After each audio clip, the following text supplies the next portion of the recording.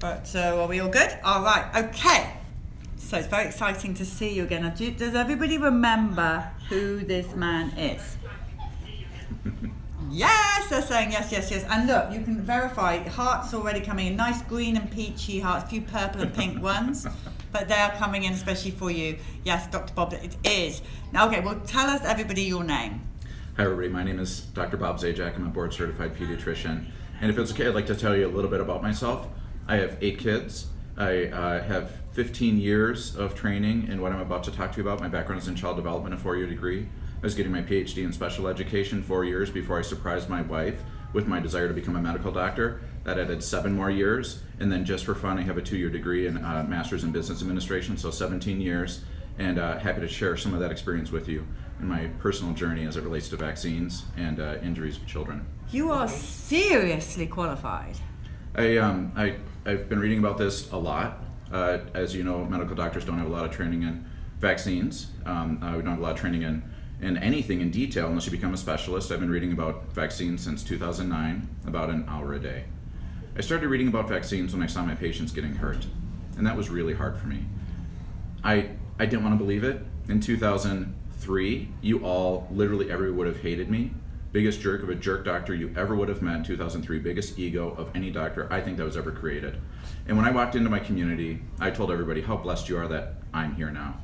And in the next 2 years, I noticed that there was a separation in my patient population. There were patients that were seeing the local chiropractor that were healthier than my other patients, and they were doing some other things for their health other than just using medication for whatever condition they might have. They also had a lower vaccine uptake, and they were healthy, and that was really hard for me to recognize. My partially or unvaccinated patients, and none of us liked them, quite honestly, back then. They were going against their medical doctor's advice, and with the ego that I had, that was really hard to swallow. It took me a couple of years to start reading about vaccines, and the moment I started reading research about vaccines, changed my life forever.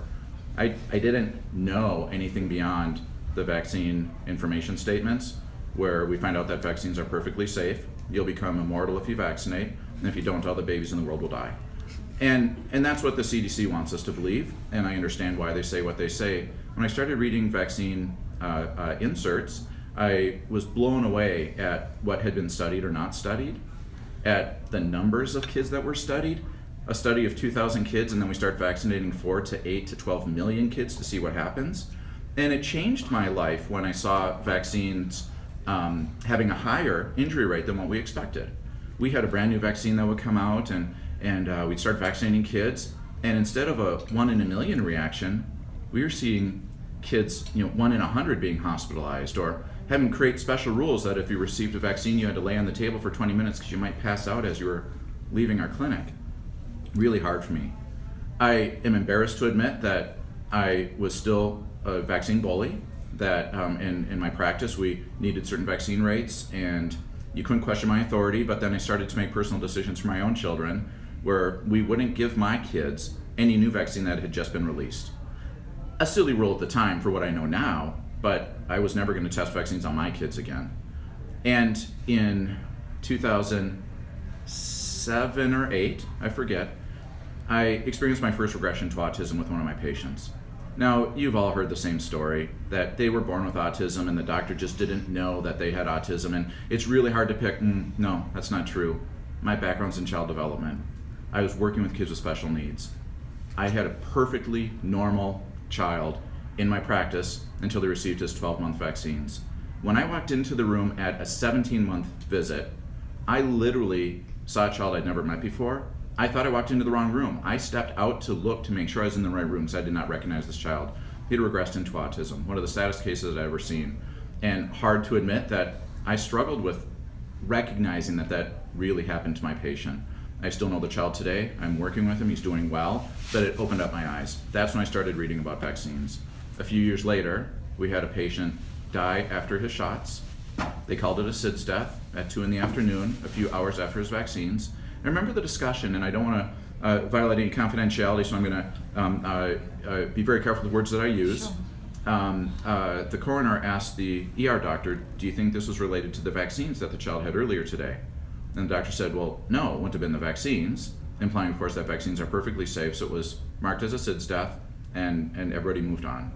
That family has peace. It was SIDS. It was unavoidable. It was just a random bad event. But that's when I started reading about vaccines. And it led to a transition in who I am today. I also want to humble myself before you. I read about an hour a day about vaccines, and I work with moms in my practice that read 10 hours a day. They know more than I do, and that's amazing. And to all the medical doctors who are watching this, I'm sure they know more than you do. There are a handful of doctors in our country that know as much as these moms do, because once your child was injured by vaccines, you'll never stop researching it. I have all the stories in the world to share about patients in my practice, children who've been injured by vaccines and stop vaccinating and working to recover. Many, many, many healthy kids who have never had a vaccine, and some kids who are partially vaccinated. And doing this for 15 years now, I'll share with you that the vaccinated kids are the sickest, the partially vaccinated kids are not as sick, and the unvaccinated kids are the healthiest. Now, of course, bad things happen to kids. There are kids who are unvaccinated that still die. There are kids who are unvaccinated still get leukemia and asthma and allergies and eczema, regress to autism, have developmental delays, everything in between. But the disease rates and the illness rates are highest in the vaccinated children. I am a faith-based person. I want to share that with you, that I'm really stressed about end times for me when I have to answer to what I'm doing with kids. Did I do my job by vaccinating or supporting unvaccinated kids? I'm gonna have to answer that, because for what I've read, it's very hard to have peace with vaccinating children on the regular schedule. But let me share with you how I have peace, if that's okay with you. Please do. When children are vaccinated in our practice, they need a doctor who will recognize vaccine injury. And they're gonna be vaccinated anyway, so I will watch them and I will watch for the injury, and then we'll have that discussion. And if children are unvaccinated, they need a doctor who's been reading about vaccine-influenced diseases. I don't say preventable, I say influenced. They need a doctor who knows what this looks like and knows how to treat the illness itself. And everywhere in between, in my heart, families need informed consent. I'm part of a group called Physicians for Informed Consent. We believe that it's very important that families understand that for any medical procedure, there's a risk or there's a benefit. And with that risk or the benefit, we need to have a discussion. And you do not have informed consent when you read the vaccine information statement, and you certainly don't have informed consent once you get the vaccines and your nurse gives you the statement after the fact. You have informed consent when you have an open, honest discussion with somebody who's actually trained to have the discussion with you. Then the family gets to make the decision. And after we chat, or after they chat with any one of our partners across the country, they choose to vaccinate, we're gonna love them, we're gonna pray for them, we're gonna hope that it goes okay. They choose not to vaccinate, we're going to love them, we're going to pray for them, we're going to hope that that goes okay, but at the end of the day, they had true informed consent. I would love nothing more to have safe vaccines. I think that would be amazing if we had safe vaccines, or even if we had accountability for vaccine injuries. There are three things that I need before I'm going to jump on the pro-vaccine bandwagon. Number one, we need to have accountability to the vaccine injury for the vaccine industry for vaccine injuries, right? You need to be able to sue somebody if they hurt your kid. As the only industry in our country where you have no option for litigation if somebody's hurt, because correlation doesn't mean causation.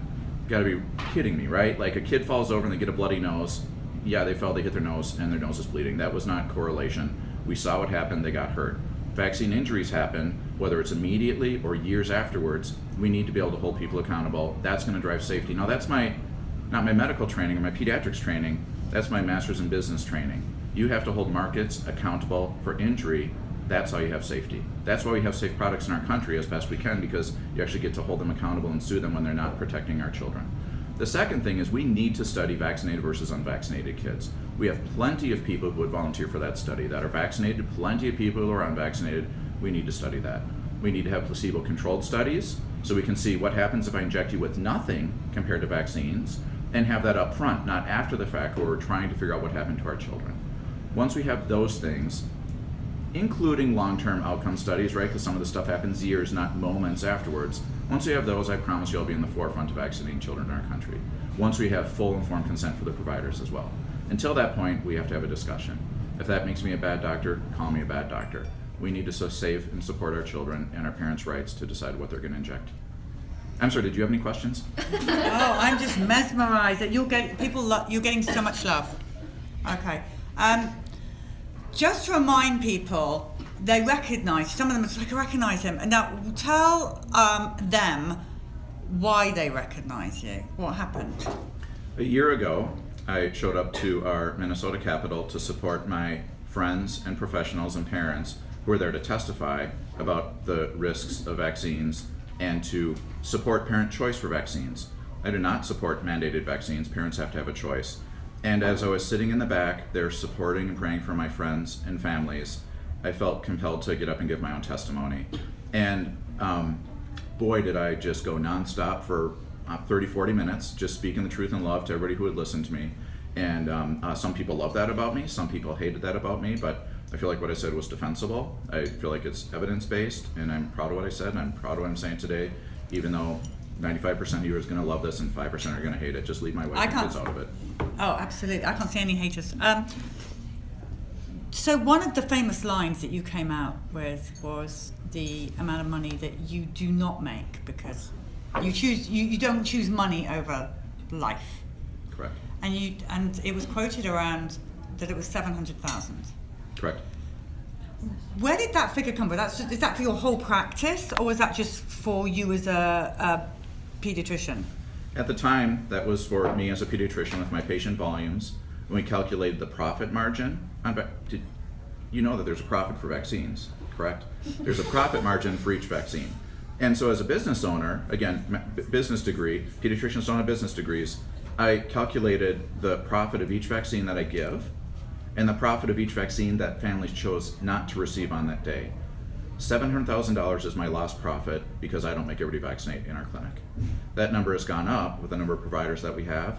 That number has dramatically increased because we cannot get a favorable contract with our insurance companies because we don't have a high enough vaccine rate. We're now up to about $1.7 million that our clinic does not make every year, lost profit, because we aren't playing by the vaccine rules.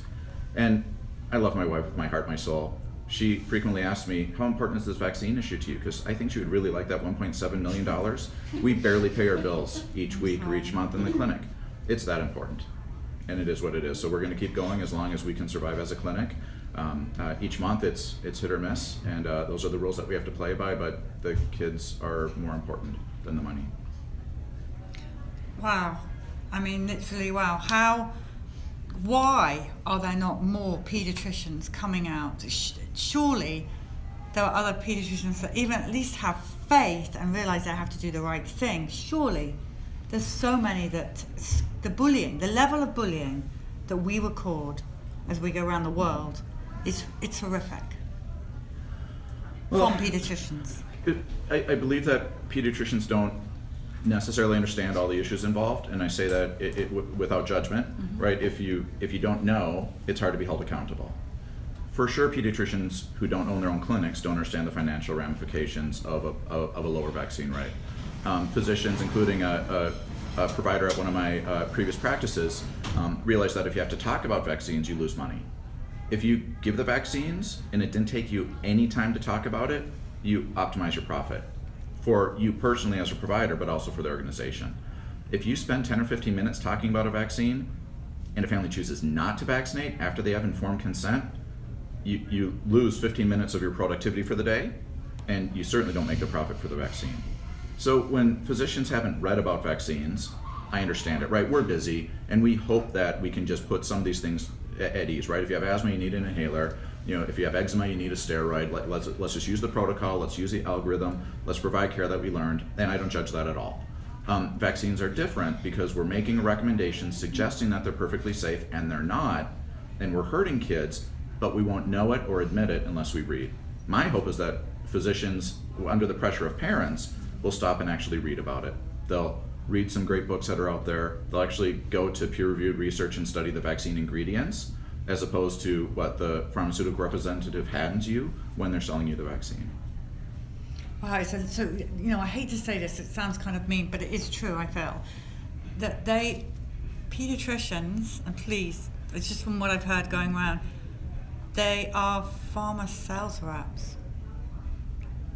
Because you're prescribing inhalers, antibiotics, drugs. When does any pediatrician ever say, you know what, you need to go home, you need to have some vitamin C, you need to drink plenty of fluids, just like the doctors used to do in my day, that was what they did. And all we hear from the parents is, Oh, give them Tylenol, and take a course of antibiotics while you're at it, and here's an antidepressant for you, Mum. So we're hearing. It's what we learn in medical school, and we're medical doctors, and we're infallible. When we received our medical degree, we inherited the wealth of the knowledge of the universe, and at that moment, we knew more than anybody. And it's very scary to think that that isn't true. Now, not every doctor feels that way, but I would hazard to guess many do in my interactions and my experiences. And so if we step back and we realize that not everything needs a medicine or a surgery, that maybe our bodies are designed pretty perfectly and we can step back and let our bodies heal, or we can look at other options such as time or hugs and kisses or maybe a warm bath and move beyond that. I think that many physicians would be surprised that they don't need the medicine. And on a business side, you can make almost as much money, which is pretty cool too. What you mean out of prescribing? If you don't prescribe a medicine, or if you know, you make a little bit more money if you prescribe a medicine, but ultimately it's about providing care. And so we can just step back and humble ourselves and serve patients in our country. So let me get this straight. You are supersonic qualified doctor. You also have business qualifications as well. So you're just pretty all-round brain box. You thought vaccines were great because that's what you were taught. You then woke up and realized it's not, so you did the right thing, which means you lose out on lots of money. You have 8 children. So, you know, someone who doesn't have maybe the faith or whatever it is that does it for you would have thought, I need to pay for these 8 children. I've got 3 and I can barely feed them. So I can't imagine 8. So I'm seriously, thank you, because you have sacrificed so much and your family has sacrificed so much, but I think the big guy upstairs is going to be really proud of you. Ultimately, if every doctor was like you, we would not have the problem that we live in today. Right. So on behalf of all the parents, you are getting so much love, it's unreal. And these people are going to share and share and share. And when no doubt that you get the usual online trolls, just give us a call and our peeps will have your back. Thank you. Because that's what we do. Well, thank you for what you're doing in our country to save our children. We'll save the babies. All right, loads of love. You've got to watch this back. You'll not believe it. Look, on all channels. So we're going to, Dr. Bob, they love you. Okay, you need to know that. All right, we're going to come off and we'll be back on with a new story.